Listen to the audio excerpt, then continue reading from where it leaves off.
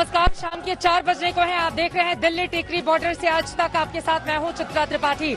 किसानों की ओर से जो भारत बंद बुलाया गया था उसको खत्म हुए 1 घंटे गुजर चुके हैं, लेकिन आपको बता दें किसानों का आंदोलन लगातार जारी है। विरोध प्रदर्शन और उनकी वही मांगे जो लगातार बीते 13 दिनों से वो दिल्ली के अलग अलग हिस्सों में बैठकर कर रहे हैं। पहले ये कि दरअसल जो 3 कानून लेकर आई है सरकार, उसको जल्द से जल्द वो रद्द करे। दूसरी प्रमुख मांग किसानों की ओर से ये की जा रही है एमएसपी को लेकर बदलाव किया जाए, और तीसरी मांग ये कि किसान नेताओं के साथ बैठक कर आगे के लिए किस तरह से कृषि एक्ट बनाया जाए, इसका प्रावधान किया जाए। अब ये मांगे क्या पूरी होंगी, इन सबके बीच बड़ी खबर यह है आज गृह मंत्री अमित शाह से शाम 7 बजे किसान नेताओं की मुलाकात होने वाली है। अब इस मुलाकात के जरिए बीच का क्या रास्ता निकलता है ये अपने आप में देखना बेहद दिलचस्प होगा। लेकिन आपको बता दें कि कल सुबह 11 बजे एक तरफ जहां बैठक होनी है, तो वहीं आज शाम 7 बजे अमित शाह के साथ ये बैठक, यानी कि कुल मिलाकर सरकार की ओर से भी कोशिशें इस बारे में तेज की जा रही हैं कि जल्द से जल्द किसानों की जो मांग है उस पर बीच का कोई रास्ता निकाला जाए, क्योंकि किसानों का आंदोलन लगातार बढ़ता हुआ चला जा रहा है और यकीनन सरकार की मुश्किलें भी इसी के साथ बढ़ती हुई चली जा रही हैं। लेकिन बार बार कई केंद्रीय मंत्री और अलग अलग राज्यों के बीजेपी शासित राज्यों के मुख्यमंत्री सामने आकर इस बारे में दावा कर रहे हैं कि दरअसल मोदी सरकार की ओर से ये जो कृषि एक्ट किसानों के लिए ये जो कानून लाया गया है ये उनको फायदा देने वाला है, इससे उनको उनकी उपज की ज्यादा रकम मिल पाएगी। इसके अलावा लगातार दावा इस बारे में किया जा रहा है कि दरअसल इसके जरिए किसानों की जिंदगी बेहतर होगी। तो दावे प्रतिदावे के बीच आपको बताते चले राजनीति का इस पर पूरे मामले पर अलग ही रूप भी नजर आया है। एक तरफ कांग्रेस पार्टी के आरोप, दूसरी तरफ बीजेपी का ये कहना कि दरअसल किसानों के कंधे पर बंदूक रखकर साधने की कोशिश कर रही है कांग्रेस पार्टी, लेकिन उसमें कभी कामयाब नहीं होगी। लेकिन आज पूरे मामले पर कैसे खुद कृषि मंत्री सामने आए और उन्होंने कहा कि कांग्रेस पार्टी पूरे मामले में सिर्फ अपनी राजनीति चमकाने में लगी हुई है, उसका किसानों से कुछ लेना देना नहीं है। कृषि मंत्री नरेंद्र तोमर को सुनिए। किसानों के नाम पर सियासत नहीं होनी चाहिए। जो राजनीतिक दल किसानों के नाम पर राजनीति करने की कोशिश कर रहे हैं उनको अपने गिरेबा में पहले झांकना चाहिए। वो या तो घोषणा पत्र के माध्यम से जनता को गुमराह कर रहे थे और या आज किसानों को गुमराह करने के लिए इस प्रकार का कृत्य कर रहे हैं। किसानों को आप लोगों के इस प्रकार के उपेक्षापूर्ण नीतियों के कारण किसान बर्बादी के कगार पर पहुंच गया था। प्रधानमंत्री नरेंद्र मोदी जी खेती और किसानी को पटरी पर लाने के लिए जी तोड़ प्रयत्न कर रहे हैं और इस समय ज़रूरत इस बात की है कि कोई भी किसानों को गुमराह करने का प्रयास न करे। मैं तो किसानों से बात कर रहा हूं, अच्छे माहौल में बात हो रही है और मैं आशावान हूं कि निश्चित रूप से वार्ता के माध्यम से कोई न कोई समाधान होगा। तो क्या विपक्ष किसानों को गुमराह करने का काम कर रहा है? सीधे सीधे यहाँ पर कृषि मंत्री ने कांग्रेस पार्टी पर निशाना साधा है और इसी पर बातचीत करने के लिए पूर्व केंद्रीय मंत्री और कांग्रेस पार्टी के दिग्गज नेता मनीष तिवारी जी आज तक के साथ जुड़ चुके हैं। बहुत स्वागत है मनीष तिवारी जी आपका आज तक पर। मेरा पहला सवाल यही है, बार बार आपके मैनिफेस्टो का हवाला देकर बीजेपी ये आरोप लगा रही है कि जिस बात को आप लोगों ने खुद शामिल किया था अपने चुनावी घोषणा पत्र में, अब लेकिन चूंकि आपको अपनी राजनीति सधती हुई नजर आ रही है, इस वजह से किसानों के कंधे पर बंदूक रखकर कांग्रेस पार्टी चला रही है, लेकिन उसमें वो कामयाब कतई नहीं होगी। क्या है प्रतिक्रिया इस पर आपकी? देखिए, ये बहुत ही दुख की बात है और खेद की बात है कि देश के कृषि मंत्री सिर्फ किसानों को ही नहीं पर पूरे देश को गुमराह करने पर लगे हुए हैं। मैं उनसे सीधा सीधा पूछना चाहता हूं कि क्या कांग्रेस ने अपने चुनाव घोषणा पत्र में ये लिखा था कि हम एमएसपी समाप्त कर देंगे? क्या ये लिखा था कि हम पब्लिक प्रोक्योरमेंट खत्म कर देंगे? क्या ये लिखा था कि एफसीआई बंद कर देंगे? देखिए, ये जो अध्यादेश के रास्ते से ये कानून लाए गए और जिस तरह से गैर संवैधानिक तरीके से उसको संसद में पारित किया गया, उसकी असली मंशा समझने की जरूरत है। और वो मंशा क्या है? वो मंशा ये है कि, और जो सरकार लोगों को बता नहीं रही, कि जो सरकार का वित्तीय घाटा है वो इतना ज्यादा बढ़ चुका है कि सरकार पब्लिक प्रोक्योरमेंट पूरी तरह से खत्म करना चाहती है। एफसीआई अप्रैल 2021 तक 3.5 लाख करोड़ के बोझ के नीचे दबी हुई। और ये क्यों हुआ? 2014 से पहले पब्लिक प्रोक्योरमेंट के लिए केंद्र सरकार फूड सब्सिडी एफसीआई को दिया करती थी। एनडीए भाजपा सरकार ने इस फूड सब्सिडी को ऋण में तब्दील कर दिया और नेशनल स्मॉल सेविंग फंड से 8% ब्याज के ऊपर एफसीआई को लोन लेने के लिए मजबूर किया। अब जब सरकार के जो राजस्व है वो घटता जा रहा है, बिल्कुल जो अर्थव्यवस्था है वो बैठ चुकी है, औपचारिक तौर पे रिसेशन में है, तो सरकार एक तरफ तो पब्लिक प्रोक्योरमेंट खत्म करना चाहती है। जब पब्लिक प्रोक्योरमेंट खत्म हो जाएगी तो जो सरकार का उत्तरदायित्व बनता है नेशनल फूड सिक्योरिटी एक्ट के तहत कि लोगों को वो कम कीमत के ऊपर अनाज दे, वो भी खत्म हो जाएगा, क्योंकि जब प्रोक्योरमेंट ही नहीं होगी तो उसका डिस्ट्रीब्यूशन कहां से होगा। तो इसलिए सरकार जो सच्चाई है उस सच्चाई को उजागर नहीं करना चाह रही। ये जो प्राइवेट प्लेयर्स को ये पब्लिक प्रोक्योरमेंट में लाना चाहते हैं उसका सीधा सीधा कारण ये है कि सरकार जो जिम्मेवारी 1966 से लेकर जब से एफसीआई बनी थी और पब्लिक प्रोक्योरमेंट शुरू हुआ था, जो जिम्मेदारी हर सरकार निभाती आई है, उस जिम्मेदारी से ये पूरी तरह भागना चाहते हैं। मैं इनसे पूछना चाहता हूं कि ये ऐसा क्यों हुआ कि एनडीए भाजपा के कार्यकाल में एफसीआई 3.5 लाख करोड़ के बोझ के नीचे दब गई? ऐसा इन्होंने क्यों नहीं किया कि जैसे पहली सरकारें करती आई कि जो फूड सब्सिडी है उस फूड सब्सिडी को आप बजट में प्रोवाइड करते। अगर आप इसी साल का उदाहरण ले लीजिए, इस साल सरकार ने 77,983 करोड़ रुपया आपके फूड सब्सिडी के लिए बजट में निर्धारित किया और एफसीआई को 1,36,000 करोड़ का जो ऋण है वो लेने के ऊपर नेशनल स्मॉल सेविंग फंड से मजबूर किया। तो इसलिए ये सरकार किसानों की जो सोशल सेफ्टी इंफ्रास्ट्रक्चर है, जो न्यूनतम समर्थन मूल्य है, जो पब्लिक प्रोक्योरमेंट है, लेकिन मनीष जी यहाँ पर आज जब सरकार के तमाम बड़े बड़े मंत्री सामने आते हैं तो उनकी ओर से पूछा जाता है कि यूपीए सरकार में कृषि मंत्री रहे शरद पवार की ओर से तो मंडी एक्ट की वकालत की गई थी। आज जब उन्हीं प्रावधानों को शामिल किया गया है तो आप लोगों को दिक्कत हो रही है।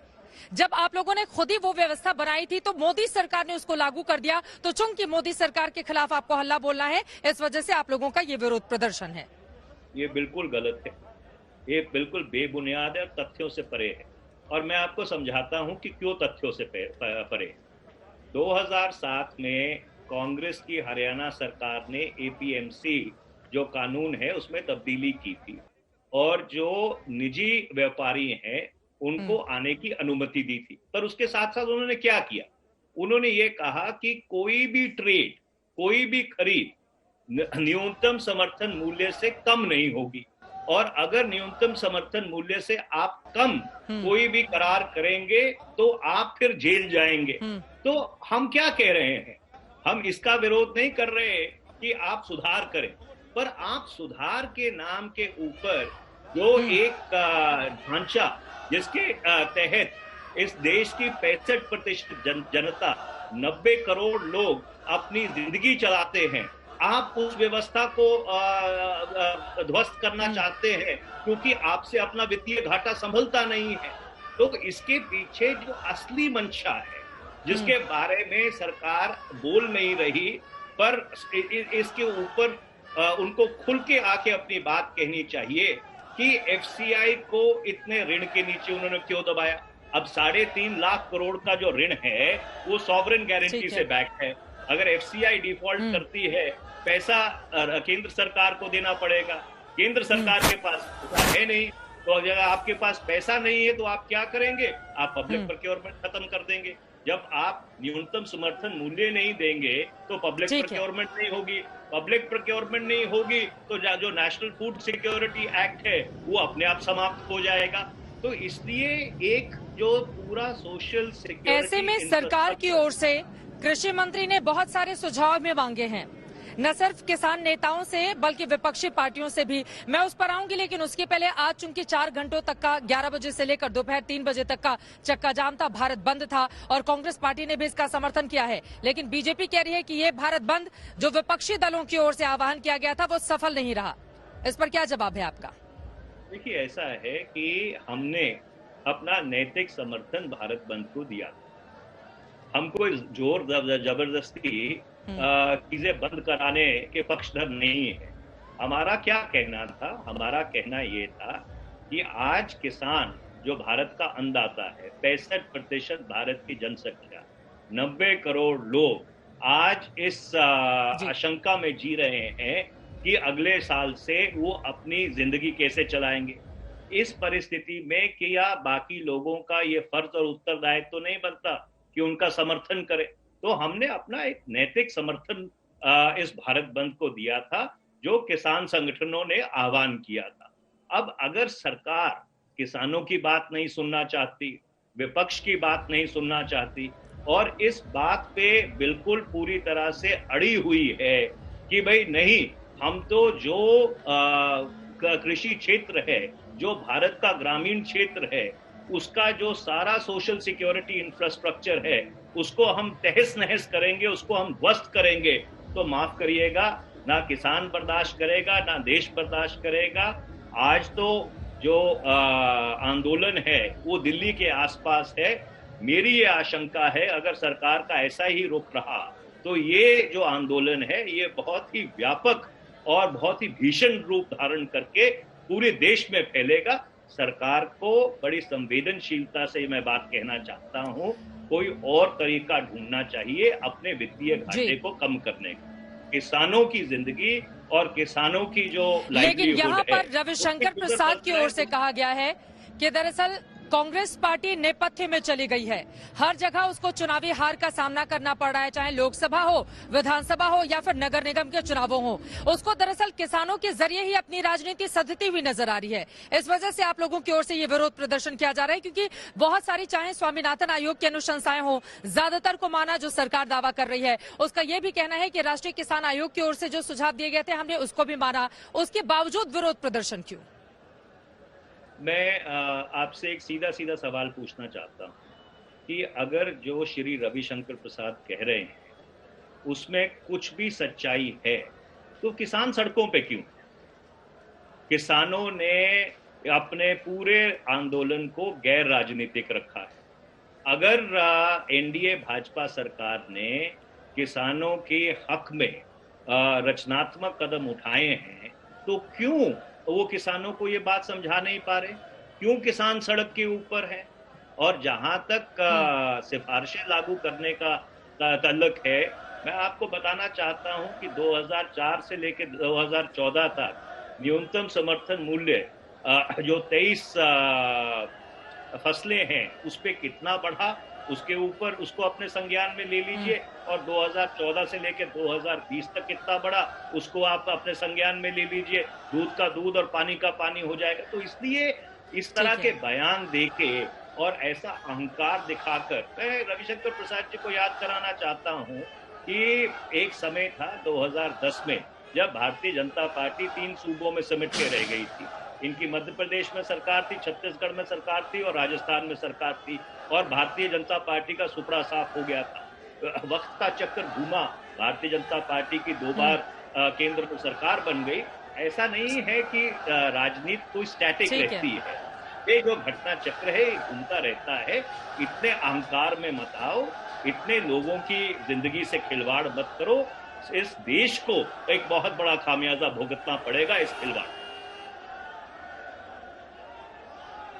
चलिए, बहुत शुक्रिया मनीष तिवारी जी आज तक से जुड़ने के लिए। और ये जो बातें आपकी ओर से कही गई हैं, अब सरकार की ओर से क्या रहती है इस पर प्रतिक्रिया, और सरकार क्या किसानों की बातचीत को मानते हुए बीच का कोई रास्ता निकालेगी? आज शाम 7 बजे अमित शाह के साथ किसान नेताओं की जो बैठक होने वाली है उससे क्या कुछ निकलकर सामने आता है, इस बड़ी खबर पर आज तक की नजर लगातार बनी रहेगी। भारत बंद में देश भर की तस्वीर किस तरह की नजर आई है, अब जरा वो देखिए।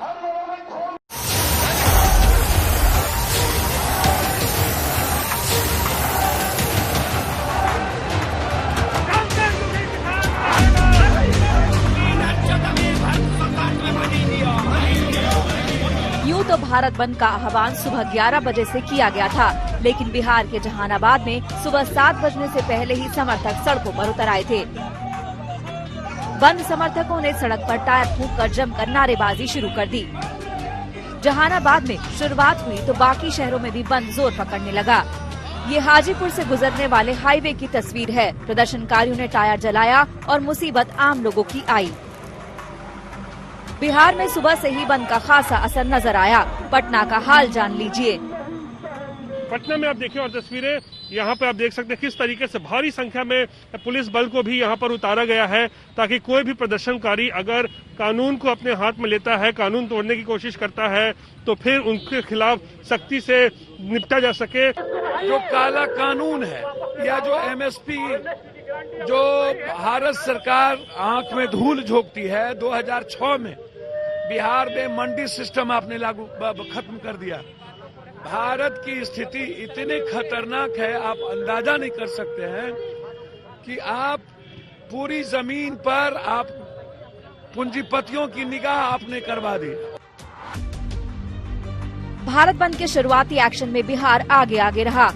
6 शहरों की तस्वीर देखिए। पटना, हाजीपुर, जहानाबाद, सुपौल, बेगूसराय, खगड़िया। भारत बंद का खासा असर नजर आ रहा है। वैशाली जिला के जितने भी मजदूर हैं और जितने भी इंडस्ट्री एरिया के सारे मजदूर किसान के साथ हैं और सारे मजदूर आंदोलन में हम लोग भाग लिए हुए हैं। जिला के हर वर्ग के मजदूर, हर इंडस्ट्री का मजदूर यूनियन के साथ है। बिहार के पड़ोसी पश्चिम बंगाल में भी सुबह से ही खासा एक्शन नजर आया। टीएमसी ने खुद को बंद से अलग रखा था, लेकिन लेफ्ट कार्यकर्ता आगे आगे रहे। किसान आंदोलन में पंजाब मुख्य तौर पर उभर कर सामने आया है। यहाँ के किसान बड़ी तादाद में दिल्ली की सीमा पर बैठे हुए हैं। दिल्ली गए अपने किसानों के समर्थन में अमृतसर में बंद समर्थकों ने जमकर नारेबाजी की।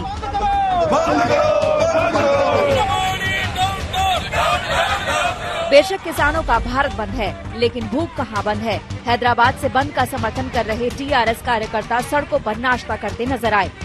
भारत बंद की कुछ और तस्वीरें देखिए। ओडिशा की राजधानी भुवनेश्वर में रेलवे पटरियों पर प्रदर्शन हुआ तो ओडिशा निर्माण श्रमिक फेडरेशन ने सड़कों पर जाम लगाकर नारेबाजी की।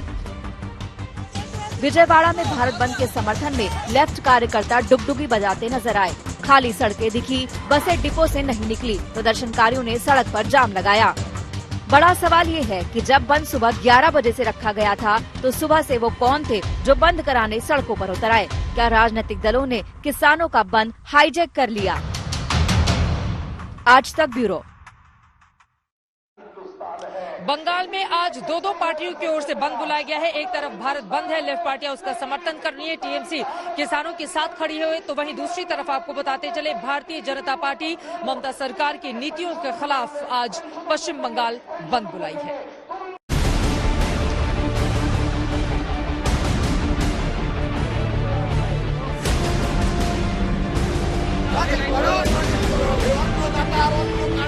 भारत बंद की अपील किसानों ने की थी, लेकिन कोलकाता समेत पश्चिम बंगाल के कई शहरों में लेफ्ट कार्यकर्ता सुबह से ही सड़कों, बाजारों और रेल की पटरियों पर नजर आए। ये तस्वीर उत्तरी 24 परगना की है।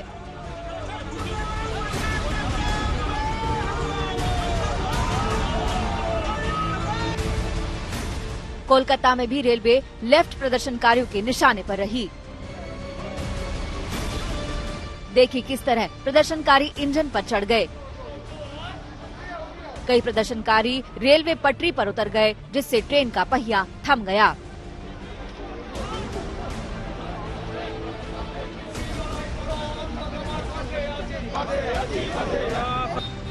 उधर कोलकाता की सड़कों पर भी भारत बंद का मंजर साफ नजर आ रहा है। लेफ्ट कार्यकर्ता सड़कों पर नारेबाजी और प्रदर्शन करते नजर आए। इस दौरान कहीं गर्मा गर्मी भी होती नजर आई।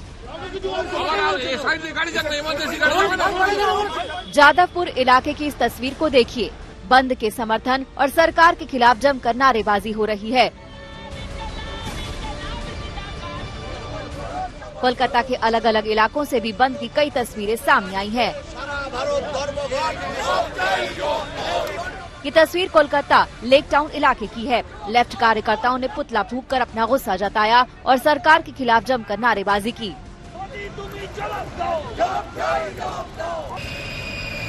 उल्टा दंगा इलाके में सुबह सुबह गाड़ियों की आवाजाही ठीक ठीक नजर आई, लेकिन लोगों की मौजूदगी कम ही थी। उधर आसनसोल में बंद समर्थकों की तरफ से सरकार के खिलाफ जमकर नारेबाजी हुई।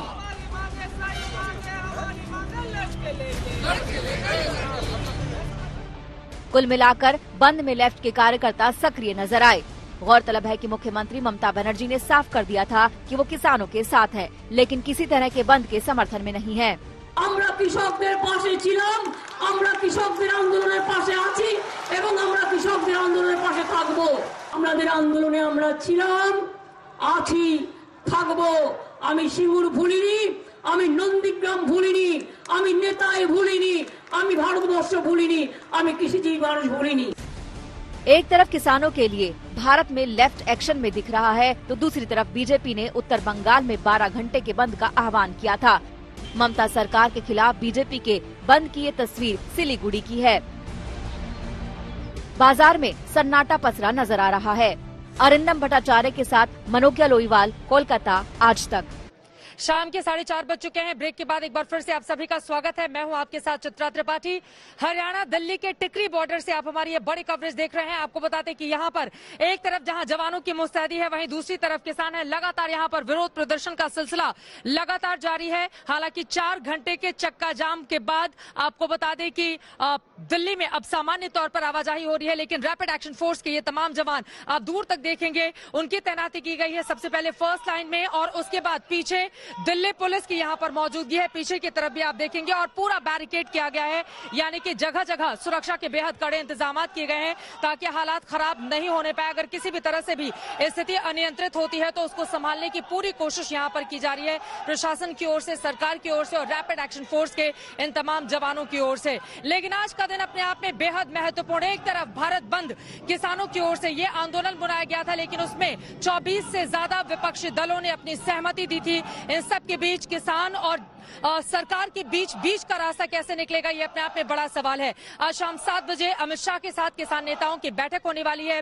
ये पहली बार है जब गृह मंत्री सीधे किसान नेताओं से मुखातिब होंगे और उसके बाद दोनों के बीच किस तरह की बातचीत रहती है और बीच का फॉर्मूला क्या निकलता है, वो भी तब जब कल सुबह 11 बजे बैठक और बातचीत एक बार फिर से सरकार के साथ ऑफिशियली शुरू होनी है। देखना काफी ज्यादा महत्वपूर्ण है। लेकिन टिकरी बॉर्डर पर एक तरफ किसानों की लगातार नारेबाजी चल रही है, तो वहीं दूसरी तरफ यहाँ पर मुस्तैद हैं जवान। अब से थोड़ी देर पहले यहाँ पर किस तरह के हालात थे, एक तरफ किसान, दूसरी तरफ जवान, बीच में हालात कैसे बने थे, इसका मैंने लिया है जायजा। आप भी देखिए। एक तरफ जवान, दूसरी तरफ किसान। आपको बता दें टिकरी बॉर्डर का इस वक्त यही हाल है। आरएएफ के जवानों की भारी तादाद में यहाँ पर तैनाती की गई है ताकि हालात बिगड़ने नहीं पाए। आप देखेंगे दूर तक बैरिकेड्स किए गए हैं और यहाँ पर दिल्ली पुलिस के जवान और रैपिड एक्शन फोर्स को लगाया गया है ताकि हालात खराब नहीं हो पाए। और वहीं दूसरी तरफ आपको बता दें कि 4 तरफ बैरिकेडिंग की गई है। उसके बाद कहीं जाकर अंदर जाने की इजाजत मिल रही है। जैसा कि आप देख पा रहे हैं सामने की तरफ किसान लगातार डटे हुए हैं और वहां पर उनका ये आंदोलन बीते 25-26 तारीख से लगातार जारी है। उनका यही कहना है कि सरकार जब तक हमारी मांगे मान नहीं लेती तब तक हम नहीं मानेंगे। और आपको बता दें कि अब उनके भारत बंद का समय भी खत्म होने जा रहा है। सिर्फ 5 मिनट और बाकी है। भारत बंद का मिला जुला असर राजधानी दिल्ली और साथ ही देश के अलग अलग हिस्सों में देखने को मिला है। लेकिन किसान आंदोलन जो अनवरत जारी है, इसको लेकर सरकार की ओर से अब क्या फैसला लिया जाता है, बीच का क्या रास्ता निकाला जाता है, क्या कानूनों को निरस्त किया जाएगा या फिर कुछ संशोधित किया जाएगा, ये देखना रहेगा अपने आप में काफी ज्यादा महत्वपूर्ण। लेकिन भारत बंद का आज रहा है मिला जुला असर देश भर में, जो तस्वीरें निकलकर सामने आई हैं और खासतौर से राजधानी दिल्ली में भी। कैमरा पर्सन अमित कुमार के साथ चित्रा त्रिपाठी, दिल्ली टिकरी बॉर्डर, आज तक।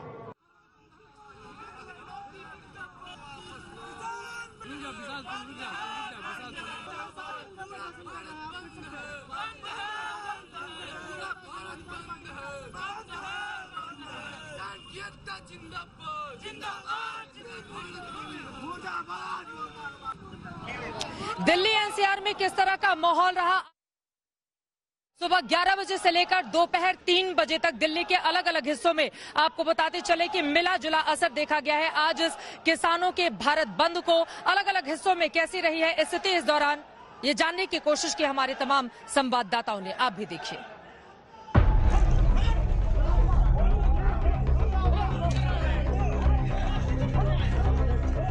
भीम आर्मी प्रदर्शनकारी को खदेड़ती पुलिस।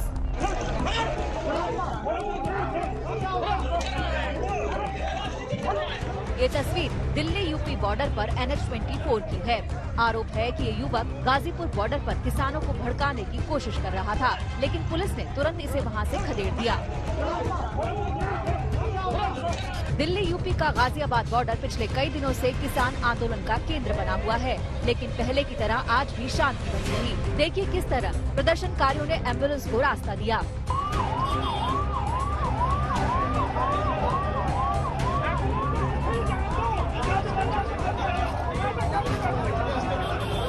यही आप देख रहे हैं कि किस तरीके से एम्बुलेंस को रास्ता यहाँ पर दिया जा रहा है और एम्बुलेंस को निकालवाने की कोशिश की जा रही है। इस समय अगर आप देखें तो यहाँ पर जो किसान हैं वो बाकी लोगों को जाने दे रहे हैं। ये जो जिस तरीके से जो गाड़ियां उनके साथ हैं, जो एम्बुलेंस के साथ हैं, उन लोगों को यहाँ पर जाने दिया जा रहा है और जो बाकी लोगों को, किसान लोगों को, बाकी जितनी भी जनता है उसको यहाँ पर रोका जा रहा है। तो कुल मिला के भारत बंद का जो 11 बजे से 3 बजे का चक्के जाम का जो किसानों का कार्यक्रम था, वो कम से कम गाजीपुर बॉर्डर पे नेशनल हाईवे 24 पर अब किसान एनफोर्स करते, उसे लागू करते दिखाई पड़ रहे हैं। अब हम आपको दिल्ली हरियाणा सिंघू बॉर्डर की तस्वीर दिखाते हैं। यहाँ भी दिन भर शांति बनी रही। सिंघू बॉर्डर का ये पहला पॉइंट, जहाँ टेंट के नीचे हजारों की संख्या में किसान, जैसे ही दूसरी तरफ कैमरा जाता आपको पुलिस दिखाई देगी, सीआरपीएफ दिखाई देंगे, वाटर कैनन दिखाई देंगे, बैरिकेड दिखाई देंगे और इसके आगे कई सारे ट्रक हैं जिसमें मिट्टियां भरी गई हैं ताकि इस हाईवे को बंद किया जा सके और किसान दिल्ली के भीतर न घुस पाए। लेकिन उसके आगे हजारों की संख्या में किसानों का जमावड़ा है। साथ ही यहाँ जो आपको आते हुए लोग दिख रहे हैं, ये वो लोग हैं जो दूर दराज से आज भी दिल्ली पहुंच रहे हैं। किसानों के बेटे हैं, दूसरे किसान यूनियन हैं और तमाम सारे लोग हैं। दिल्ली के बाकी हिस्सों की बात करें तो बंद का बहुत ज्यादा असर नहीं देखा गया। आम आदमी पार्टी के कार्यकर्ताओं ने विरोध मार्च तो निकाला, लेकिन बाजार भारत बंद से लगभग अछूते रहे।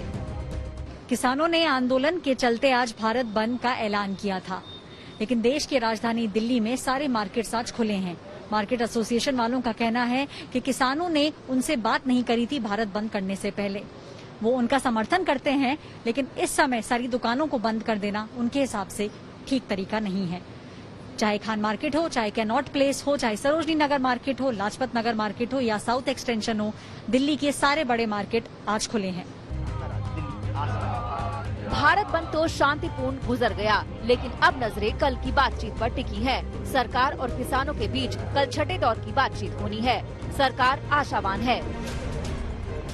किसानों से बात कर रहा हूँ, अच्छे माहौल में बात हो रही है और मैं आशावान हूँ कि निश्चित रूप से वार्ता के माध्यम से कोई न कोई समाधान होगा।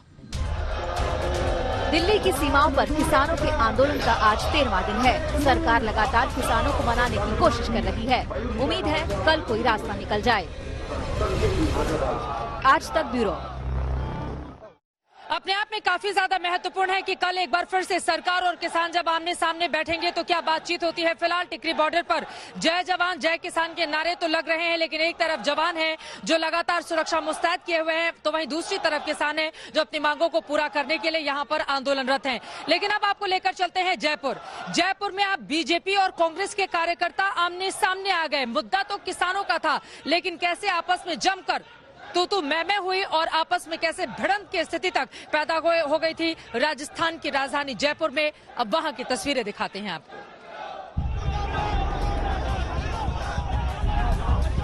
भारत बंद जयपुर में बीजेपी बनाम विपक्ष में तब्दील होता नजर आया। जमकर नारेबाजी, धक्का मुक्की और पत्थरबाजी। दरअसल कांग्रेस कार्यकर्ता भारत बंद लागू कराने के लिए बीजेपी दफ्तर के बाहर पहुंच गए थे। इसके विरोध में बड़ी तादाद में बीजेपी के कार्यकर्ता भी पहुंच गए। पहले तू मैं हुई और फिर कुछ कार्यकर्ताओं ने आपस में गुत्थम गुत्था होने की कोशिश की। बवाल शांत करने में पुलिस के पसीने छूट गए। आरोप है कि इस हंगामे की आड़ में बीजेपी दफ्तर पर पथराव भी किया गया। जब एनएसयूआई और भाजपा के कार्यकर्ता आमने सामने हो गए और पत्थरबाजी होनी शुरू हो गई। एनएसयूआई के कार्यकर्ताओं का आरोप है कि ये पत्थरबाजी भाजपा के कार्यकर्ताओं ने पहले शुरू की, जबकि एनएसयूआई के जो कार्यकर्ता हैं वो जो संख्या में इकट्ठे थे उनको यहां से पुलिस द्वारा ले जाने के बाद ही स्थिति कुछ कंट्रोल में आ पाई है। पर आप देख सकते हैं कि किस तरह से अभी भी जो भाजपा के कार्यकर्ता हैं वो भारी संख्या में भाजपा के कार्यालय के बाहर इस समय इकट्ठे हैं। कांग्रेस के कार्यकर्ता हथियारों के साथ यहाँ पे आए थे, लेकिन वो ये कभी नहीं समझेंगे युवा मोर्चा कमजोर नहीं है। ईंट का जवाब हमेशा पत्थर से दिया जाएगा और हमारे घर पे जब भी हमला होगा हम पूरी ताकत के साथ उनको पत्थरबाजी की नौबत आई कैसे? भाई साहब उन्होंने ही उन्होंने पत्थरबाजी वहीं से शुरू हुई थी और एक इंतजार एक समय तक किया जाता है। प्रतिकार के उनको देना पड़े और हमेशा हम देंगे। गुलाबी शहर की सड़कों पर उस वक्त दिलचस्प नजारा दिखा जब राजस्थान के परिवहन मंत्री प्रताप सिंह खाचरियावास बंद के समर्थन में सड़कों पर ट्रैक्टर से निकल गए। कुल मिलाकर राजस्थान में बंद शांतिपूर्ण रहा। बंद का बहुत ज्यादा असर कहीं नजर नहीं आया। जयपुर से देव अंकुर और शरद कुमार के साथ आज तक ब्यूरो। तो जयपुर का क्या हाल रहा ये तो आपने देख लिया। अब आपको लेकर चलते हैं जरा बिहार। वहां पर भी विपक्षी दलों की ओर से लगातार किसानों के इस बंद का समर्थन किया गया था, चाहे वो आरजेडी हो या फिर हो जनाधिकार पार्टी पप्पू यादव की पार्टी। बिहार के अलग अलग हिस्सों में आज किस तरह से भारत बंद का माहौल रहा और खासतौर से पटना में जनाधिकार पार्टी के कार्यकर्ताओं ने कैसे बंद को सफल करने की अपनी ओर से की थी पुरजोर कोशिश, अब इस रिपोर्ट में देखिए।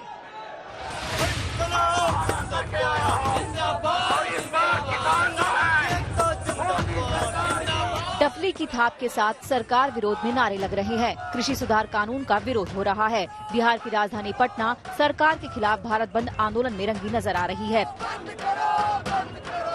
पटना विश्वविद्यालय के बाहर उस वक्त अजीबोगरीब नजारा पैदा हो गया जब खुद को छात्र बताने वाले कई नौजवान भारत बंद के समर्थन में शर्ट उतारकर प्रदर्शन करने लगे। इससे पहले पटना विश्वविद्यालय गेट पर प्रदर्शनकारी छात्रों ने सड़क पर टायर जलाकर अशोक राजपथ को जाम किया। पटना देश के उन कुछ शहरों में शुमार रहा है जहां भारत बंद को लेकर जबरदस्त सरगर्मी है। इसमें मोर्चा संभाला पप्पू यादव की जन अधिकार पार्टी ने। पप्पू यादव खुद किसान के वेश में पहुंचे तो कई प्रदर्शनकारी कंधे पर हल और फावड़ा लेकर कृषि कानून का विरोध करते नजर आए।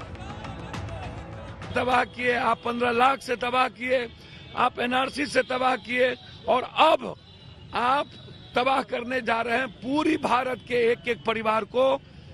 किसानों को जख्म ही नहीं दिया, किसानों की स्थिति आज मरने और जीने की है। या तो आपने देखा किसानों के इस भारत बंद को लेकर बिहार में किस तरह का माहौल रहा। इसी के साथ एक छोटे से ब्रेक के लिए हम रुकेंगे, लेकिन एक बार फिर से हम चाहेंगे तस्वीरें हमारे कैमरा पर्सन दिखाएं। टेकरी बॉर्डर पर एक तरफ जवान लगातार मुस्तैद हैं, डटे हुए हैं स्थिति को काबू करने की कोशिश, तो वहीं दूसरी तरफ देखिए नारेबाजी लगातार जारी है और वहां पर किसानों का विरोध प्रदर्शन चल रहा है। ये आंदोलन कब थमेगा अपने आप में बड़ा सवाल है। बीच का रास्ता सरकार कैसे निकालेगी। तीनों कानूनों को रद्द किए जाने की जो मांग की जा रही है उसको लेकर अब क्या होगा फॉर्मूला, इस पर लगातार बनी रहेगी आज तक की नजर।